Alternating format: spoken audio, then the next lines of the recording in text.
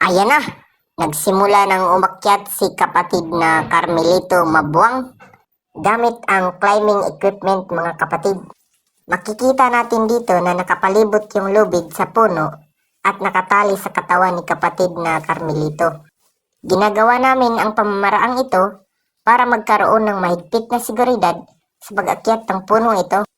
Ang climbing gear na ito ang nagsisilbing sapatos ni kapatid na Carmelito.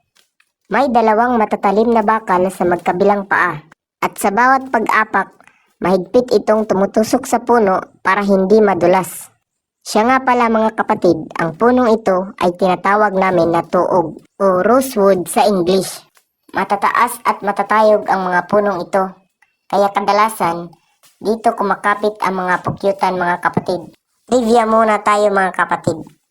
Alam niyo ba na ang punong tuog na nasa Agusan del Sur ay pinaniniwala ang pinakamataas at pinakamatandang puno na nandito sa Pilipinas?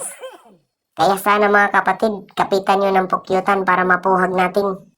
At dito ay nililinisan ni kapatid na Carmelito ang puno para walang sagabal sa kanyang pag-akyat.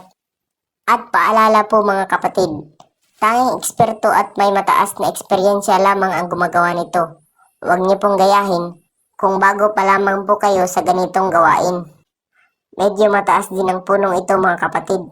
Halos umabot ng mahigit kumulang 150 feet. Ayan, kasama din natin dito si B Masters TV. At ngayon ay pinagpatuloy na nga ni kapatid na Carmelito ang kanyang pag-akyat. Dito sa kanyang pag-akyat mga kapatid, habang inaangat niya ang kanyang paa, ay dahan-dahan niya ring hinihila ang lubid pataas. Gumagamit po kami ng climbing gear kung makinis at malinis ang puno dahil sa gabal po pag maraming mga bagon at maraming mga halaman na namumuhay sa puno. Kaya minsan mga kapatid, kung makikita nyo sa ibang pang video ay dumadaan ako sa lubid. Mas mahirap yun mga kapatid. Dito mga kapatid ay makikita nyo na na-adjust ni kapatid na Carmelito ang lubid. Ang estilo ng pagtaling ito ay tinatawag namin na 8x8 para mas madaling i-adjust kung gaano kaluwag at gaano kahigpit yung pagtali ng lubid. Sa sitwasyong ito mga kapatid, pinag-isipan ni kapatid na Carmelito kung saan siya dadaan para hindi siya mahirapan sa pag-akyat. Mahirap talaga yung ganitong klaseng pamumuhay namin dito sa probinsya mga kapatid. Kagaya ngayon, hindi namin alam kung gaano karami ang makukuha naming pulot. Kaya sana naman marami tayong makuhang pulot ngayon mga kapatid kasi mahirap talaga akyatin ng punong ito. Kung gusto nyo ng pure na pulot, alam nyo na kung saan bibili.